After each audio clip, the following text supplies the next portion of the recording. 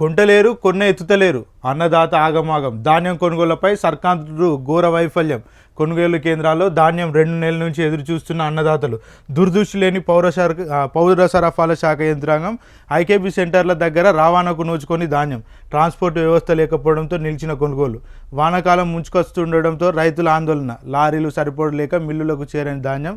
మరొక పక్క తమ దగ్గర జాగలేదని చేతులెత్తేసిన మిల్లర్లు. టార్గెట్ను మించి ధాన్యం వచ్చిందన్న మిల్లర్ల అసోసియేషన్ సభ్యులు.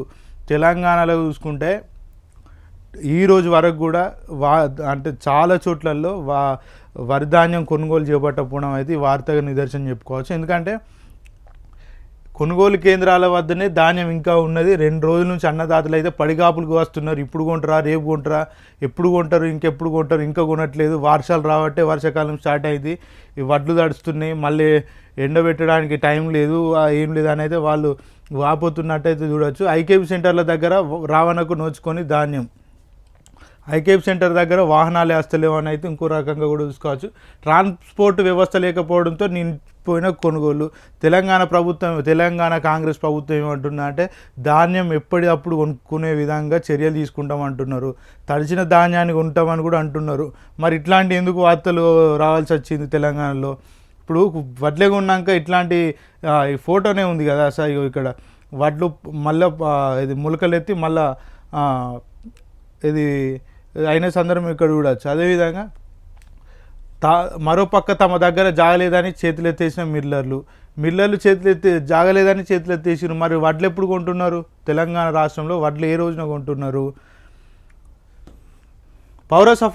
పౌర సరఫరాల శాఖ పనితీరు అస్తవ్యస్తంగా ఉందనడానికి ధాన్యం కొనుగోలు వ్యవహారమే నిదర్శనం. ధాన్యం కొనడం లేదని రైతులు రోడ్డెక్కిన దృశ్యాలు. ఐకేపీ సెంటర్లో తడిసిన ధాన్యం, ములకెత్తిన విత్తనాలు, ధాన్యం నింపి వదిలేసిన బస్తాలు, ఇవన్నీ కూడా ప్రభుత్వ నిర్వహణ లోపానికి సజీవ సాక్ష్యాలు. అసలు దీనికి మూల కారణం ఏంటా అని పరిశీలిస్తే ట్రాన్స్పోర్ట్ వ్యవహారం ఒక పెద్ద కారణంగా తెలుస్తుంది. ఫుడ్ కార్పొరేషన్ సరైన రవాణా సౌకర్యాన్ని కల్పించకపోవడంతో ఐకేపీ సెంటర్ల దగ్గర, కల్లాల దగ్గర ఎక్కడ ధాన్యం అక్కడే ఉండిపోతుంది. ఇదంతా ఒకెత్తు అయితే ధాన్యం కొనడానికి తమ దగ్గర జాలేదని, కొనలేమని కొన్ని చోట్ల మిల్లర్లు చేతులెత్తేస్తున్నారు. దీనికి బాధ్యులు ఎవరు? మిల్లర్ల దగ్గర జాగలేకపోవడం ఏంటన్న ప్రశ్నలకు రాష్ట్ర ప్రభుత్వానికి దురదృష్టంతో సిద్ధం కాకపోవడమే కారణమని తెలుస్తుంది. ఎందుకంటే ఇది ప్రభుత్వ వైఫల్యంగా మనం చెప్పుకోవచ్చు. ఎందుకంటే మిల్లర్ల దగ్గర జాగలేదంటున్నారు, ట్రాన్స్పోర్టేషన్ జరుగుతలే అంటారు. ట్రాన్స్పోర్టేషన్ జరిగినప్పుడు మిల్లర్ల దగ్గర జాలేనప్పుడు వడ్లు ఎట్లా కొంటున్నారు? ఇప్పుడు కేబినెట్ మీటింగ్లు పెట్టినప్పుడే వడ్లు కొంటున్నాం యథావిధిగా, ఎక్కడ కూడా ఏ సమస్య రాదు. వడ్లు కొనుక్కుంటే కలెక్టర్లే బాధ్యత అని అయితే కాంగ్రెస్ ప్రభుత్వం అయితే ప్రకటించినప్పుడు వడ్లు ఎక్కడ మరి కొనకపోవడానికి రీజన్ ఏంది? ఇక ట్రాన్స్పోర్టేషనే ఇప్పుడు రవాణా వ్యవస్థనే జరగడం లేదంటున్నారు. జరిగినప్పుడు వడ్లు ఎట్లా కొంటారు అంటే దీని మీద అంటే పరిశీలన చేస్తే లేదా గవర్నమెంటు, లేకపోతే అంటిముట్టనట్టు వ్యవహరిస్తుందా అనేది మనం రైతులు ఆలోచించాలి. ఎందుకంటే ఇట్లాంటి ప్రభుత్వం మనం ఎన్నుకున్నాం. తెలంగాణలో కాంగ్రెస్ ప్రభుత్వం వస్తే మార్పు వస్తుంది అన్నారు. మార్పు అంటే ఇగో ఈ రకంగా ఉంటుంది మార్పు.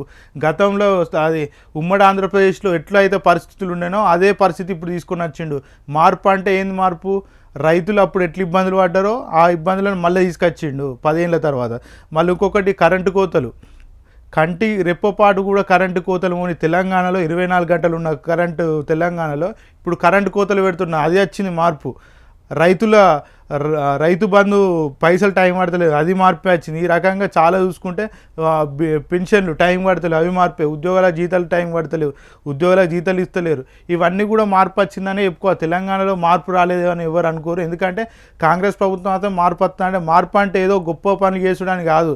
ఉన్నాన్ని కడి చేసి పెట్టుడు, కోతలు పెట్టుడు, ఉన్న బడ్జెట్లలో ఇది కోతలు చేయడం, ఇవన్నీ చూసుకుంటే మార్పుగానే మనం చెప్పుకోవచ్చు.